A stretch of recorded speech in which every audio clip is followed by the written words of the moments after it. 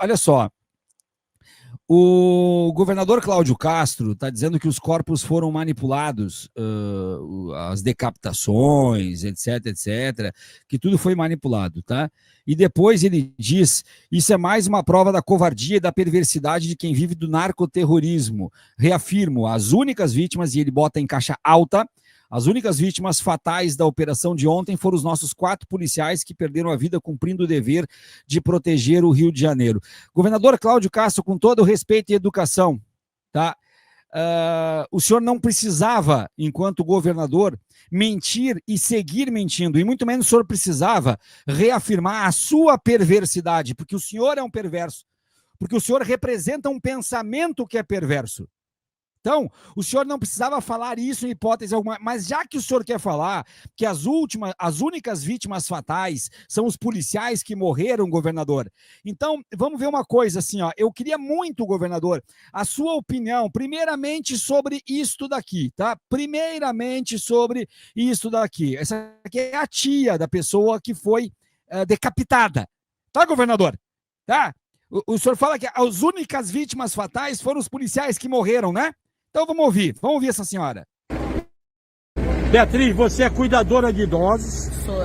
Tem quantos anos? 30 anos. Mora no complexo A? Moro no Complexo do Alemão, conhecido como Fazendinha, a parte que eu moro. No Alemão? No Complexo do Alemão. Tá.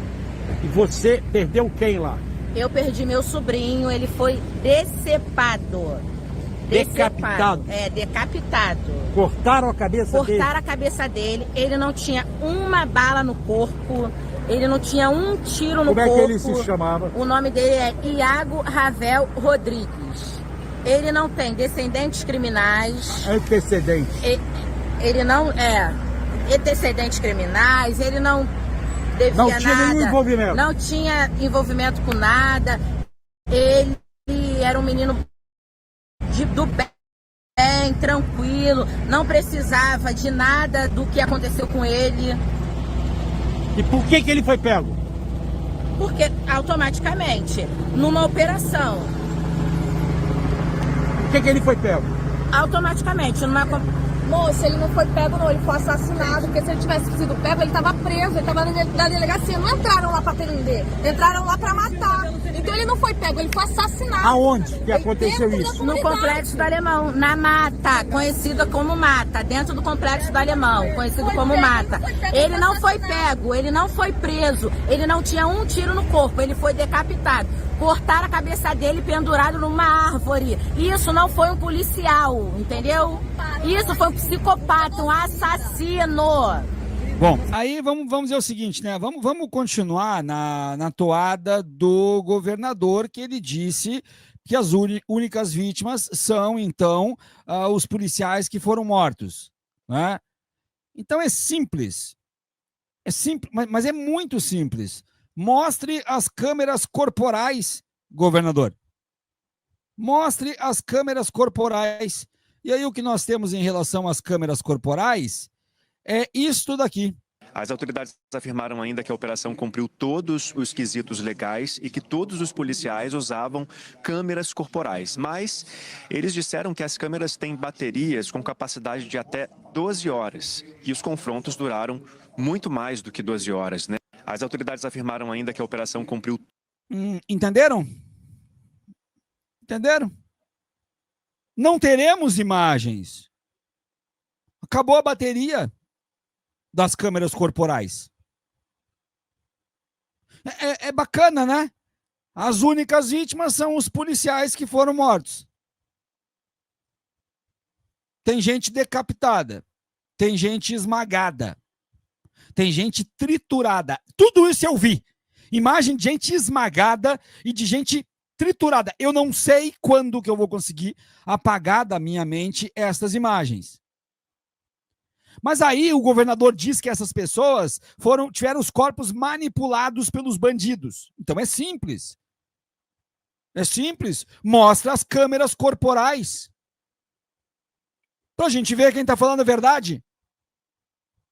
Ah, mas as câmeras corporais têm bateria limitada. Hã? Tem bateria limitada. Claro. Que maravilha! Que coisa bem boa! Nós temos na história deste país alguns pontos que são interessantes. Entre eles, é também como que os bandidos, como que os traficantes se armam. Como que eles se armam? Como que eles adquirem as armas? A gente sabe que existem vários meios. Mas tem um meio que é interessantíssimo. Porque vocês sabem que os policiais, eles pegaram armas, né? Eles retiraram armas e eles estão com as armas que eles tiraram dos bandidos. Uma centena de fuzis, mais ou menos. Pois como será que estes bandidos adquiriram estes fuzis? Que, entre muitas coisas, mataram os policiais, governador. Vamos ouvir isso aqui.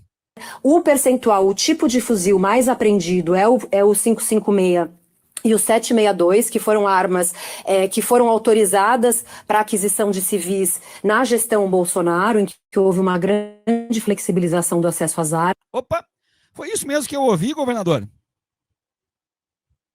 Eu não sei se eu ouvi direito, governador. Eu acho que eu vou colocar de novo. Como foi que esses bandidos se armaram, governador? Vamos ver de novo.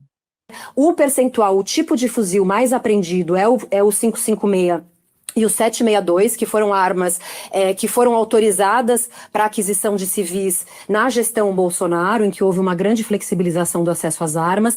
Então, quando a gente percebe que um tipo de arma... Vocês ouviram o que eu ouvi? Vocês ouviram o que eu ouvi?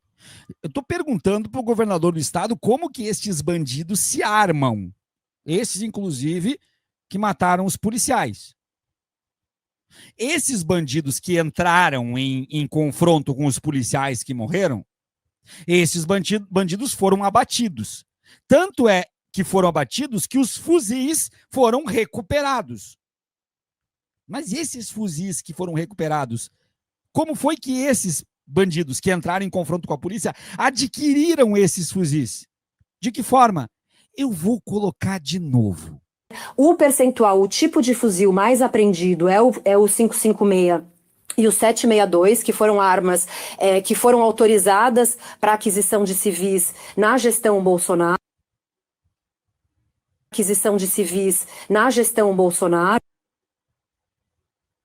Que foram autorizadas para aquisição de civis na gestão Bolsonaro, em que houve uma grande flexibilização do acesso às armas.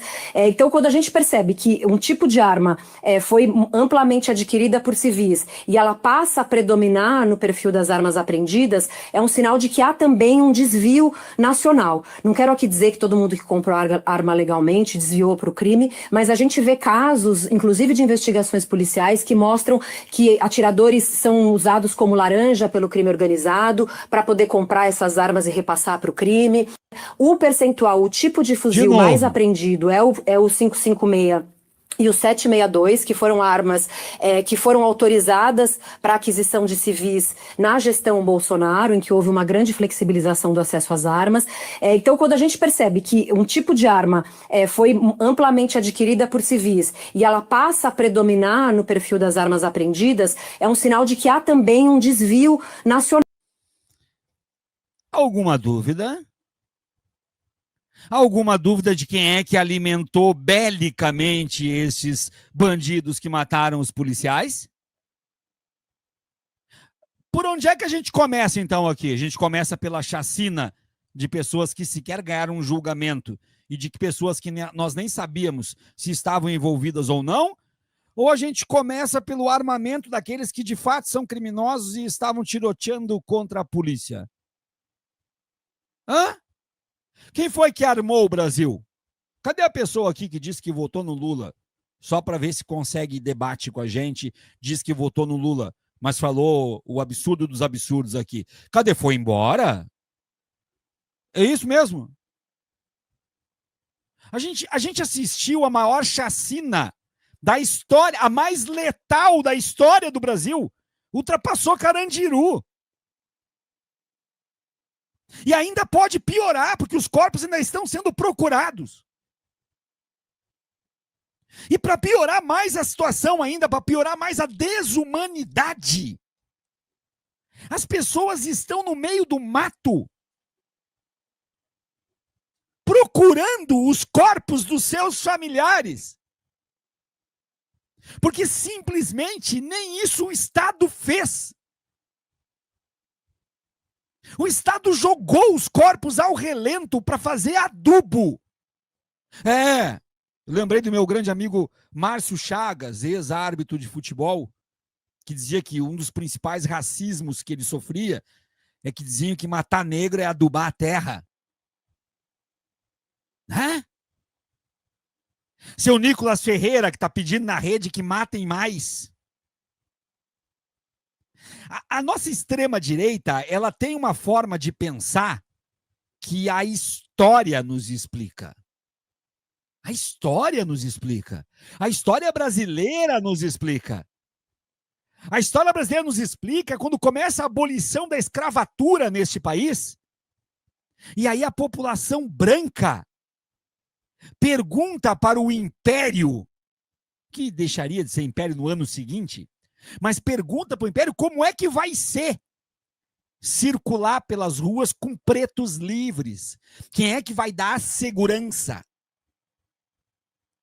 E aí há uma expansão muito grande, inclusive, das polícias militares, que surgem com o seu DNA aprumado e apurado para dar segurança para aqueles que se sentiam inseguros na presença de ex-escravizados. Nada muda, a história ela apenas se repete. Apenas se repete. O governador Cláudio Castro também é um que repete, e repete as ideias, os discursos e as práticas do seu maior mentor. Isso aqui é uma comunidade com os corpos na rua. E a grande maioria destes corpos, são corpos localizados pelos familiares dos mortos, que foram para o meio da mata para recuperar os corpos, e os corpos foram transportados com uma Kombi. Que Estado é esse que depois de uma chacina, depois que executa, deixa os corpos jogados no meio do nada? E aí tem gente que vem aqui dizer, eu votei no Lula, mas vocês não estão com pena dos policiais mortos, estão só defendendo bandidos mortos, porque eu votei no Lula. Cadê a pessoa? Foi embora? Isso faz ódio! Isso faz ódio, caralho! Isso faz ódio! Filha da puta! Não existe país no mundo onde a decapitação de um jovem aqui, ó, que tá aqui em praça pública, seja normalizada, mano. Isso aqui é um santinho político para Cláudio Castro, para entrar na favela aqui com dinheiro, pagar votos, porque eles fazem boca de urna pagando votos da mesma pessoa, da mesma população que eles condenam, sabe? Tá ligado? Independente de facção, independente de crime, qualquer coisa. Porque isso aqui, a tendência é se repetir. E pior, aqui a gente tem mais morto que no Carandiru, porra. A céu aberto numa favela, mano. Como é que nós vamos normalizar isso, mano? Ah, morreu bandido, morreu polícia e o crime não acabou, mano. E nem vai acabar, porra. O crime nunca vai acabar dessa forma aqui, porra. Dá educação pra essa rapaziada, caralho. Traz cultura pra dentro da favela, porra. Caralho, fazer isso aqui, mano, isso aqui não é humano, mano. Isso não é humano, mano. E eu não vou lá pra Suíça discutir essa porra não, mano. Eu tô aqui pra discutir aqui, dentro da favela. Pé no chão, porra, igual a maioria aqui. Chega na hora de campanha, Cláudio Castro. Enfia os R$2 no porra. Que eu não voto em você. Eu não voto em você contra o favelado. Eu não voto em você. Ei, Cláudio Castro, vai tomar no cu. Ei, Cláudio Castro, vai tomar no cu. Ei, Cláudio Castro, vai tomar no cu. E aí a gente tem que aguentar o deputado Nicolas Ferreira pedindo na sua rede social que matem mais. Pedindo. Tá com medo do quê, Nicolas Ferreira? Que o seu escândalo de corrupção detalhado, ipsis literis, na matéria de Sara Viváqua, e que já está, inclusive, na mão do deputado Rogério Correia, sendo feito representação junto à PGR para lhe investigar? Quer criar uma cortina de fumaça para o seu envolvimento com máfia? E aí, dizendo então que tem que matar mais? Essa extrema-direita é herdeira daquela mesma elite originária brasileira que em meados do século XIX pedia aumento das forças militares nas ruas para criar defesa contra os pretos que agora não eram mais escravizados. E aí definiram que esses pretos livres, agora, eles não eram mais presos, não eram mais escravizados, mas agora eles tinham o estereótipo ambulante. Cria-se naquele momento a cara de bandido. Cria-se naquele momento a cara de bandido. Cara de bandido passa a ser, na virada do 19 para o 20, sinônimo de pele preta ou de pele parda. Cara de bandido. Ou, como brilhantemente, Emicida disse, tem a pele alva, mas a nossa pele é alvo. A tua pele é alva, a nossa pele é alvo. A pele do preto é alvo. É alça de mira. Uma chacina a céu aberto, com corpos jogados e mutilados. E o governador querendo criar narrativas. E essa extrema-direita nojenta fazendo eco nas suas redes sociais. Governador Cláudio Castro tenha vergonha na cara e peça desculpas ou peça para sair. Mais de 100 mortos. Mais de 100 mortos numa operação criminosa que para buscar um traficante e o seu primeiro escalão se faz o mesmo que foi feito no Haiti. Que casualmente aquela operação foi liderada por general Heleno. Operação que nunca foi passada adiante. Passada limpo. Jamais. É isso que as nossas tropas sabem fazer. É exatamente isso.